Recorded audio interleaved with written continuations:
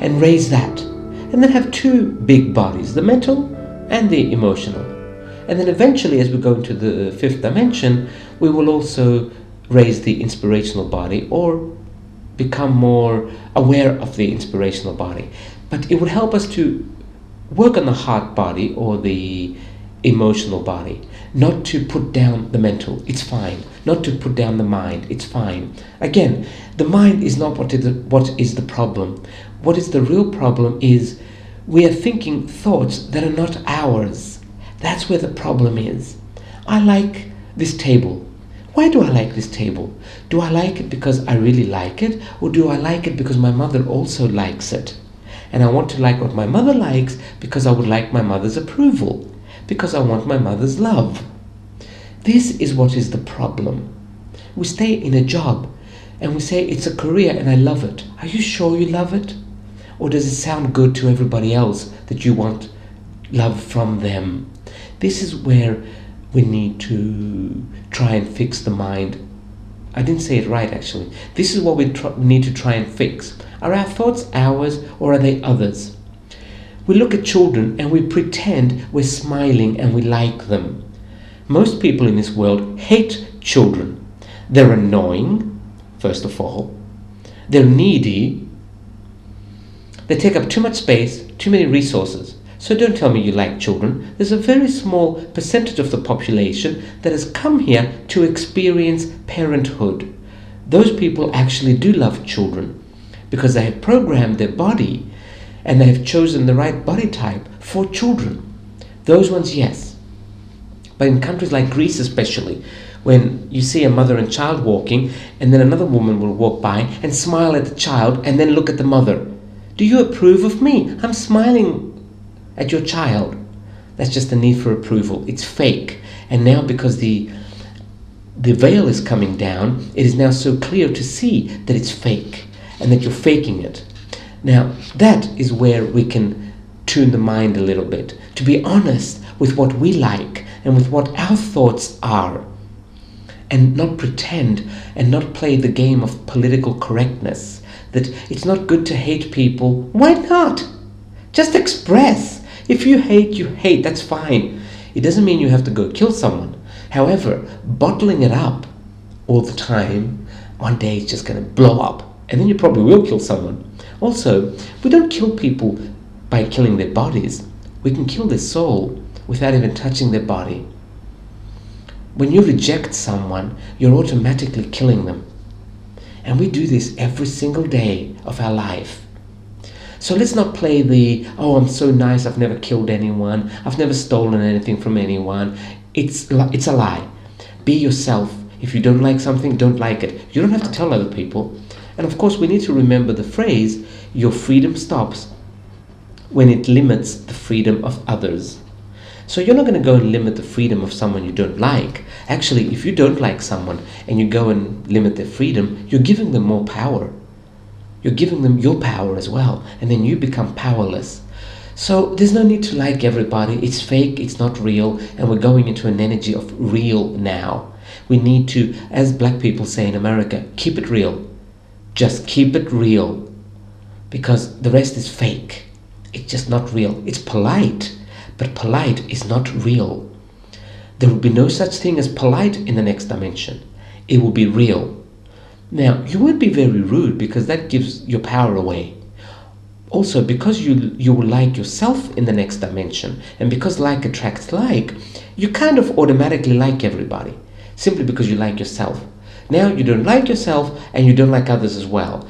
Keep it real. Do not pretend that, oh, I like everybody. It's just bullshit, and it's keeping you back. It's not raising your vibration, and it will be difficult for you to go into the next dimension simply because you're not real, not because you hate. I hate everything. And look at me. Everything in my life is perfect. And there's so many things that I hate. There's so many people I hate simply because I'm comfortable with it. Of course, I don't go and tell the people I hate you. I simply don't invite them into my bedroom. That's all. But because I've become comfortable with what I hate, it doesn't bother me. It doesn't obstruct my journey into the next dimension, into what many people call enlightenment. You don't have to like everybody to be enlightened. It's not real. It's not real. Be comfortable with you, and you will go into the next dimension on the express elevator. Be comfortable with you. This is the secret to going into the next dimension. Be comfortable with who you are. There is no one else, not only in this world, baby, there is no one else in the entire universe like you. No one at all.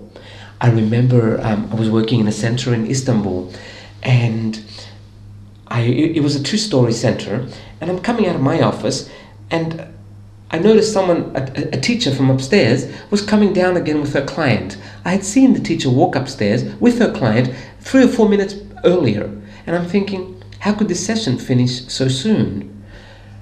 So I looked at them, and the teacher says to me, Eric, could you please help this woman? I've recommended you to her because I think you can help her. Of course, I'm thinking, oh dear, it must be a crazy one, and this is why she brought her to me. So I say to the client, yes, how can I help you? And she puffs up a little bit, she puffs her chest out, and she says, I want to be Jesus. I want to be Muhammad.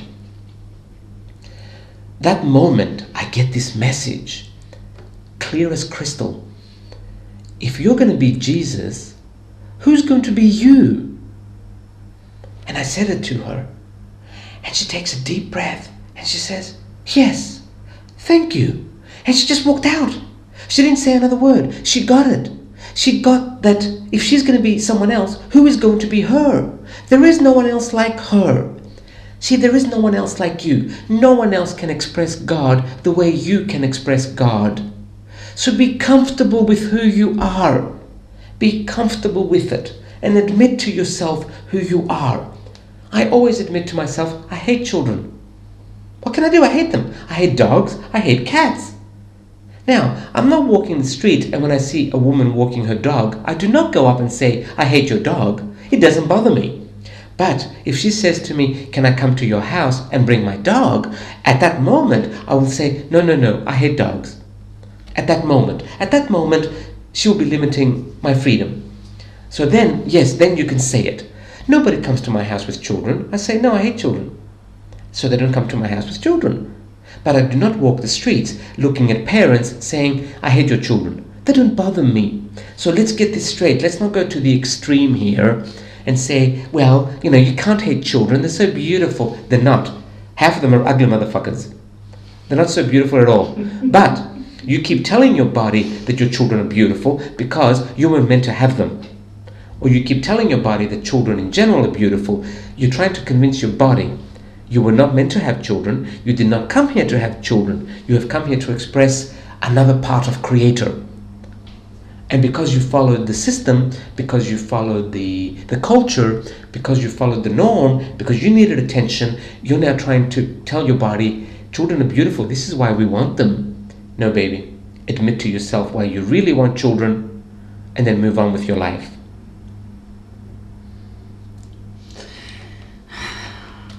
Are Greeks spiritual at all? Very good question, because this gives me the opportunity to say everything is spirit. This plastic water bottle that I'm touching right now is spirit. Everything is spirit. Everything is God. Now, are Greeks spiritual?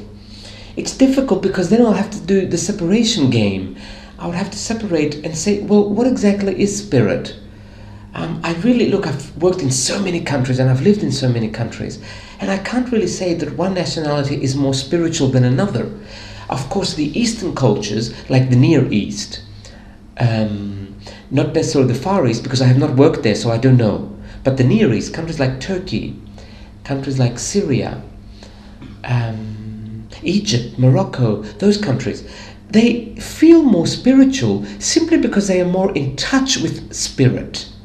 They are more in touch with earth. They are more in touch with their inner voice. So from that perspective, we could say, if we compare the Greeks with, let's say, the people in England, they might be a little more spiritual. But then again, it's difficult because what is spirit? We think spirit is being in touch.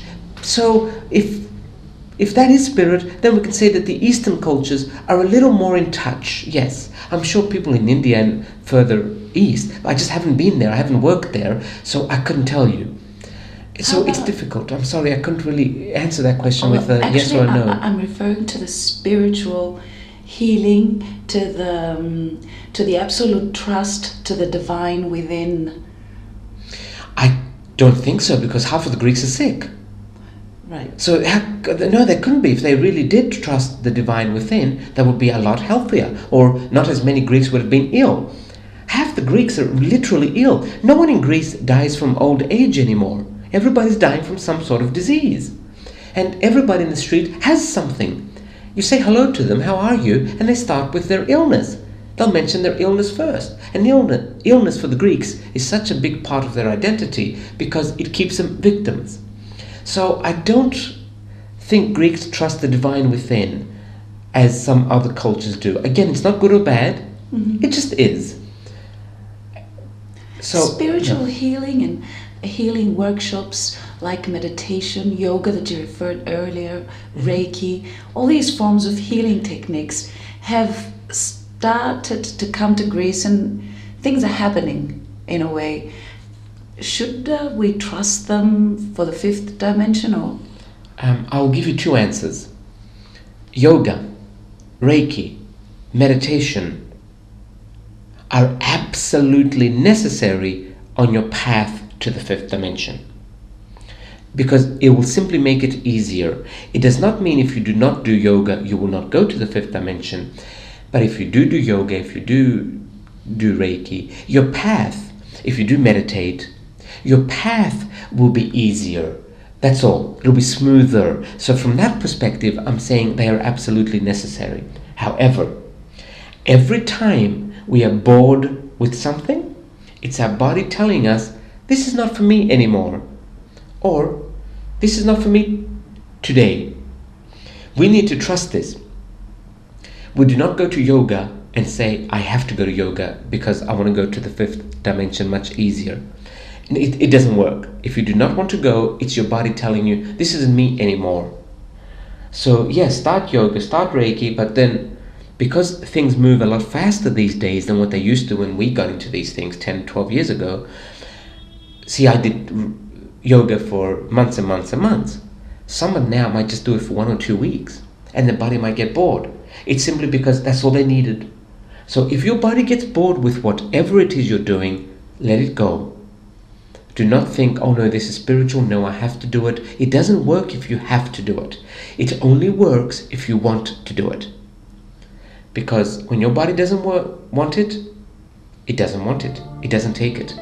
Listen to your body. Always listen to your body.